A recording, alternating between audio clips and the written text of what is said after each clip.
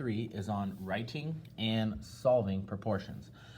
They're going to give us a couple different examples of where they kind of set it up in a table, and then we have to just write the proportion. They're going to give us the proportion, and we have to find the unknown value, and then they're going to give us a story problem, and then we're going to have to set up the proportion as well. Okay, so remember, a proportion is when we compare. It's an equation where we compare two different rates. So we kind of have to have like two fractions, one on each side of the equal sign. Okay, now in this case, they kind of already have it set up in a proportion when it's in a table. We kind of have our top left, top right, bottom right. So your instructions are just to use the table to write a proportion. We're not worrying about solving in this one. We're just using the table and learning how to set a proportion up using this table. So here I have our original recipe, the new recipe, and then we have black beans on the top row and tomatoes on the bottom row. So originally, or eventually, sorry, we're gonna need to be able to find how many tomatoes I would need in the new recipe. We're not worried about finding that right now. We're just worried about getting it set up. That's all we're worried about doing, okay? So I'm gonna use this side as my original, this side as my new recipe, just like they had in the table. And then I'm gonna use these top lines to represent all the black beans that they give me, and the bottom to represent the tomatoes. So my original black beans was 1.5 cups, and my original tomato was 1 tomato. And then my new black beans was 6 cups, and we had an unknown amount. We're trying to figure out how many tomatoes we need for our new recipe. So that's all you really have to do. You're just setting up the proportion and writing the proportion using the table. You're not having to worry about solving in that example, okay? All right, now, so when they do give us a table, you're just setting up the proportion, okay? Now, when we solve a proportion, we're gonna use that using mental math today.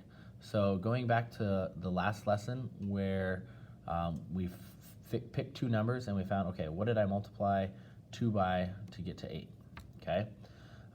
Same idea here, and we're gonna do the same thing to the other number to figure out what our variable is. Now, on the mental math problems where you're finding the unknown amount in the proportion, you always need to start on the fraction side first, okay? Not the side that has the variable. Okay, so you always start on the fraction side first. So in this case, we need to use 2 and 8 because those are the two numbers that are both in the denominator. I don't know what x is, so I can't use mental math with x is for x because I'm going to need to find x. So what I asked myself is, what did I do to 2 to get to 8? Well, we took 2 times 4 to get to 8. So to figure out what x is, because these are equal and because this does form a proportion, I can do the same thing to that top number, and that's going to get me what x equals.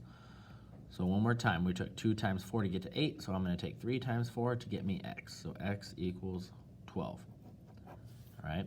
So in these examples in this lesson, it's telling you that we do have a proportional. We're not worried about determining if the two rates form a proportion. It's saying that they are equal, so they are proportional, so we can follow that mental math rule, and that's going to give us what x is. All right, and remember what I said, we always have to start on the side of the fraction when we're asking ourselves the mental math questions. So here, 5/8 is my fraction, so I got to start on this side, so I'm working left to right again. And I'm going to go on the top this time because I have both my numbers on the top. So we ask ourselves, how did I get from 5 to 20? Well, I took 5 times 4 to get 20, and because these are equal and proportional, I can take 8 times 4 as well to get me my variable. So D equals 32. All right. Now in this example, if you notice, I have my fraction on my right side now, so that means we have to start on the right side and go right to left in this case, okay? And I have to go on the top because those are where both my numbers are. So now this is going to be a little bit different just because my right side is a little bit bigger than my left. So I asked myself, since this is my fraction side, and I always have to ask myself and start on the fraction side first, how did I get from 14 to 7? Now we're not multiplying anymore, and that's okay. You can do mental math by multiplying, or you can do mental math by dividing. So what do we do to 14 to get to 7? Well, we divide it by 2. So we have to do the same thing to the 10. To get x, if we took 14 divided by 2 to get 7, we need to take 10, divided by 2 to get our value of x. And 10 divided by 2 is 5, so x equals 5. So mental math is not just multiplying. You can use division as part of your mental math as well, just depending on what our numbers are. All right, last example of those. So my fraction is on my left side here, so now we're back to working from left to right. And both of my numbers are on the bottom. So I need to ask myself, what did I do to 24 to get to 8? And we take 24 divided by 3. We're not multiplying on this one because we need to take 24 divided by 3 to get 8. So I need to also take 21 divided by 3 to get our value of x. And 21 divided by 3 is 7, so x equals 7. All right, story problems. A shelter holds 300 animals, okay? The ratio of dogs to all animals is 7 to 15, okay? Our job is to write a proportion that gives the number of dogs, okay? So we're gonna have to write a proportion. So I have my equal sign and my fraction bars on either side. We just gotta fill in all 4 of those. Now, the total of whatever anybody gives us is always gonna go on the bottom. Total always goes on the bottom, and then whatever they tell us out of that total, that partial goes on top. So I have my ratio of 7 to 15. So I'm gonna put the ratio on the left side and then my actual amounts on the right side. So my ratio of dogs to all animals is 7 to 15. Dogs was first, all animals was second. 7 is first, all animals is 15. So how I'm gonna write this is I'm gonna put 7 over 15. What does 7 represent? 7 represents dogs, the ratio of dogs to all animals. 7 to 15. So I have dogs on the top, and then I have total, or all animals on the bottom. So my ratio of 7 dogs to 15 animals, all animals, okay? Now, going back for my actual amount, so whatever number they gave us as part of the story problem. A shelter holds 300 animals. So they told us how many total animals. So total goes on the bottom. So 300 goes on the bottom because it represented all animals, and all animals are on the bottom in these examples. So our instructions are to write a proportion, which we're working on, that gives the number of dogs. Now, we're trying to figure out how many actual dogs are in this animal shelter, but we don't know. So we're going to use a variable to represent how many there are. Okay? Now, if it asks us to find how many dogs are in this animal shelter, then we can solve, okay? So we could probably use our mental math, okay? Now, 15 and 30, if you didn't know, okay, you would just have to kind of guess and check. But we can take 15 times 20, and that's gonna get us 300.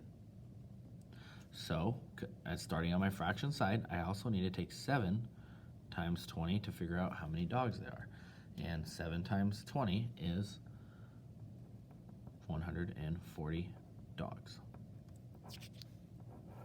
So if the ratio of dogs to all animals was 7 to 15, and we knew how many total animals there were, then we could figure out how many dogs there were, okay? So there's 140 dogs out of the 300 total animals, all right? All right, last example. A school requires 2 computers for every 5 students. Write a proportion that gives the number of computers, and we're using C to represent computers, needed for 145 students. So I'm gonna set up my proportion again. I'm gonna put my ratio on my left side and my actual on my right side. And we know total always goes on the bottom, and then my partial goes on top. So let's take care of our ratio first. So it said a school requires 2 computers for every 5 students. So that's kind of our ratio. 2 computers for every 5 students. So I'm gonna put 2 here and 5 here. So now 2 represents computers and 5 represents students. So computers, anytime we see computers, it's gotta go on the top, and anytime we see students, it's gotta go on the bottom. So 2 computers for 5 students. Now it says write a proportion that gives the number of C computers. We do not know how many computers there needs to be, so computers are on the top for my actual amount. We do not know, but they did tell us the total number of students, 145 students. Okay, so we set that proportion up. Now we can find out how many computers we are going to need if we have 145 students. So I need to start on my fraction side. I'm going to take 5 times 29 to get me 145. So that also means I need to take 2 times 29 to get me my variable. 2 times 29 is going to get you 58 computers. All right. Homework is on page 182. You'll do 5 through 15 odds.